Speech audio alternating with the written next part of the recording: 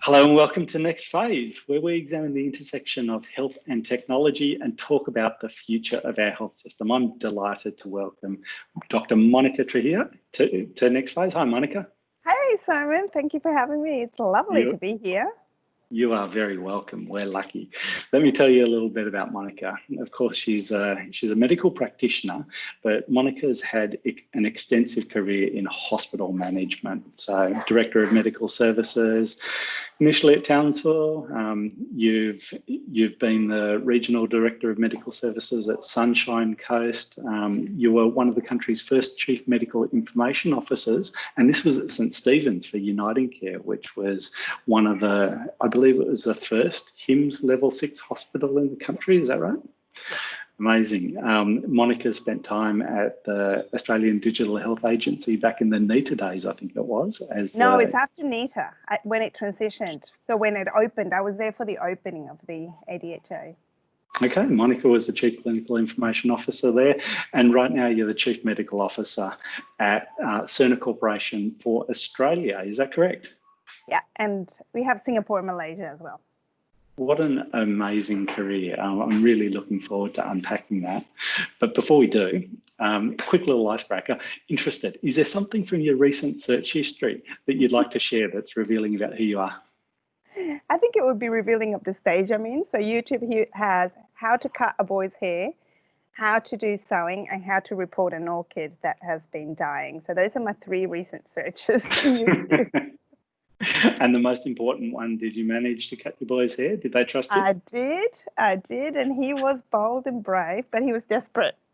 I got to say, there's been some COVID cut disasters around the country. So I'm glad you survived that one. Survived. And he survived. His ears survived. We're all good. Very good. All right, Monica.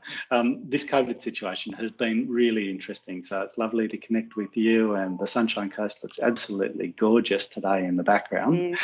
What are some of the things that you've noticed about the state of digital and our readiness for this sort of crisis, this outbreak? Have you got any thoughts about where we are today and how that's changing?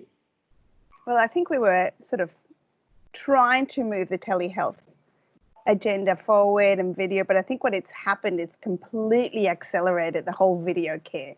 So not just consults, but the ability for our nursing colleagues to take, part of the care through video conferences, the ability for patients to decide a bit more when and where, the care is provided. So that has been amazing to watch, of how the myths can be busted, the different models of care, how different hierarchies are built, and how it all is really patient-centered.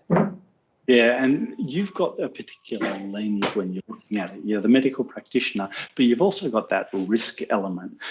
Culturally, do you think we're ready as providers, and do you think patients are ready for telehealth?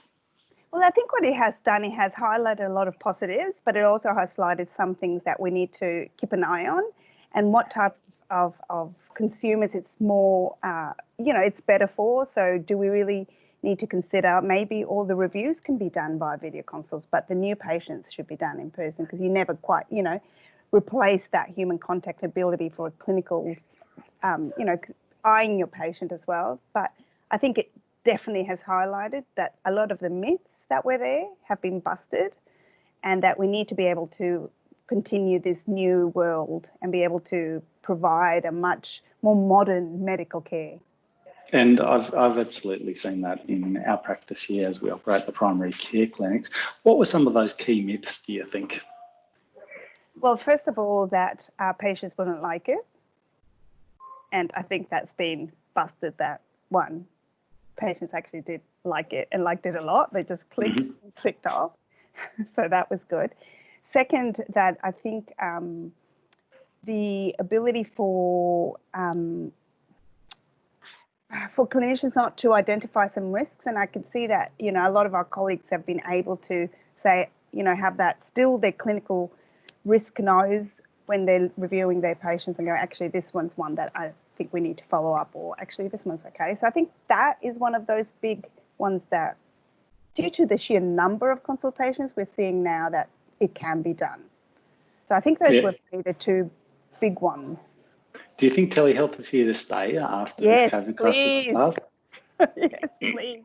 Most definitely. But we actually then need to go into layers as well. So we need to accelerate the things that surround that consultation. So, you know, the e-prescribing, the ability for billing to be done, the ability for this will be one experience, and for consumers to be, for me, as I always said, to be more in control of their care and have access to their information and be able to manage and their wellness, really. So I think it's good we'll be moving into wellness as well as, you know, those episodes of care, but the continuous wellness journey that we all try to maintain. Yeah, and that's an exciting change, isn't it? I mean, as a health system, often it's an episodic sick care. How can we flip it into a more continuous focus on how to optimize health maintenance and all of the rest of it? So telehealth. Obviously, we can do good histories and good quality connections over video, but then there's the therapy. We need our digital scripts, and there's also the physical examination that's a little difficult to do over the phone. Have you seen any interesting innovations in that side to assist with physical examination? Well, you'll see more and more devices being connected into the whole ecosystem. So I've seen, you know, patients themselves being very resourceful about what they can get and be able to be part of the consultation. But I think as well, part of the consultation will be the analysis of the data that the patient has been trending. And so instead of having a one point in time of, you know, what is your heart rate today, what is your, you know, what are your oxygen saturations doing today, ability to bring that into the picture to analyze. So I'd be keen to hear if you've seen any more interesting things around physical exam, because I think, you know, you've been up there as well in primary. It could be interesting to see what our colleagues are doing and what the patients are doing.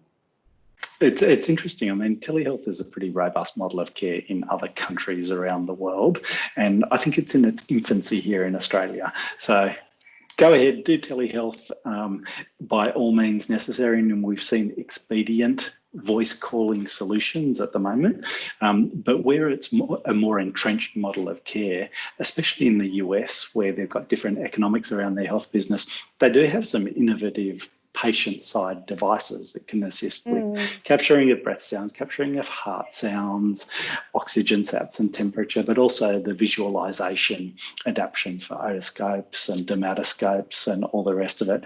I'm really looking forward to telehealth being here to stay and evolving as a much larger model of care.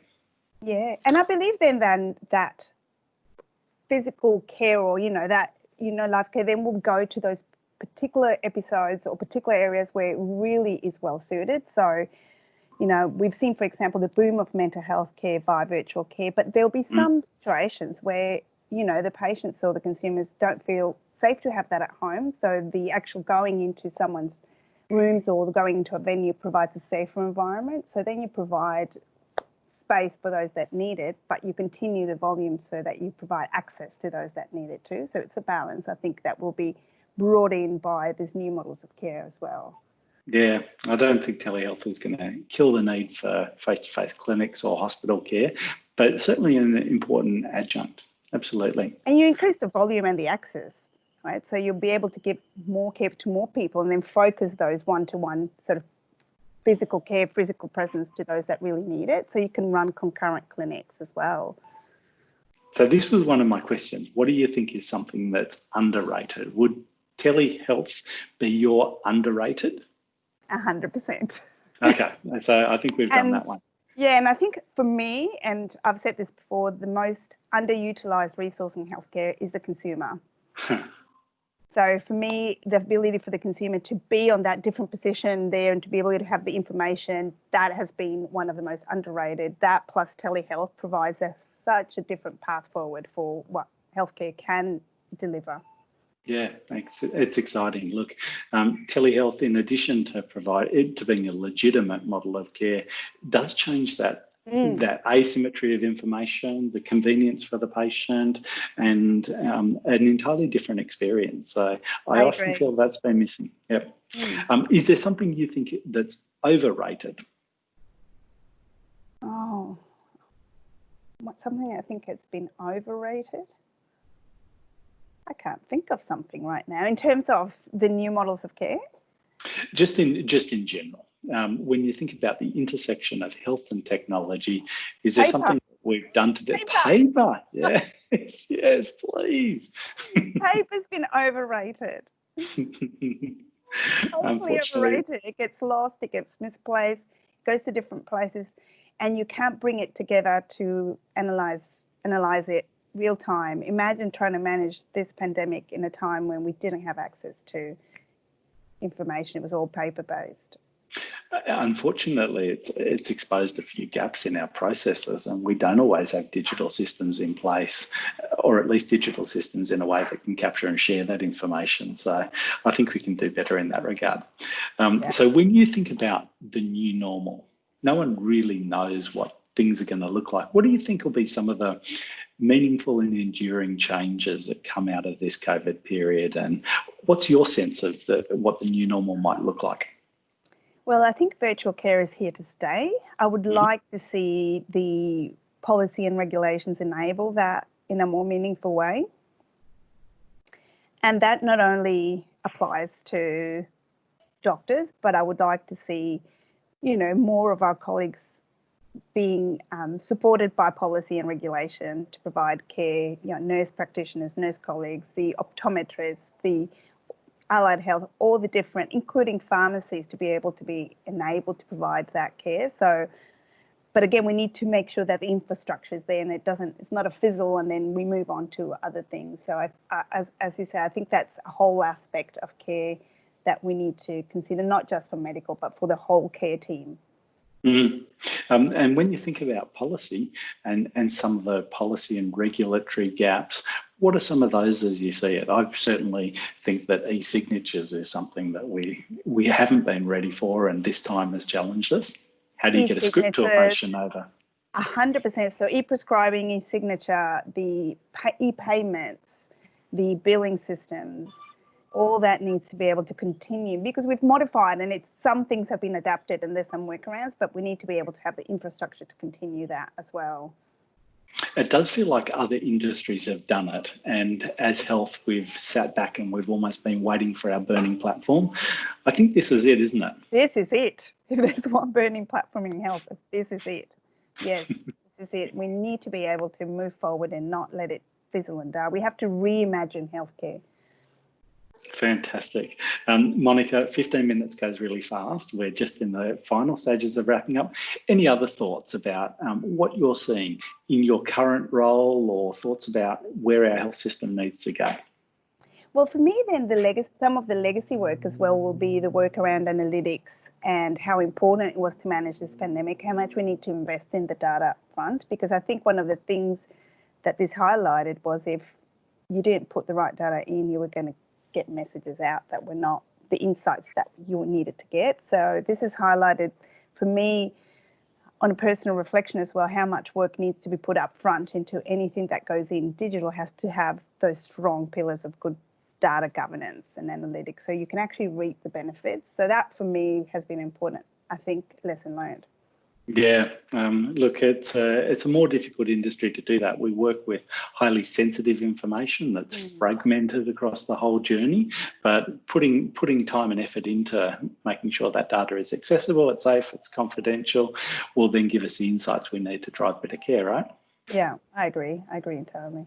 Wonderful. Well, Monica, thank you so much for joining us. It's been marvellous to hear your insights, and I hope you survived this COVID crisis safely with your family. Thank you for coming on and joining us today. Thank you so much for having me.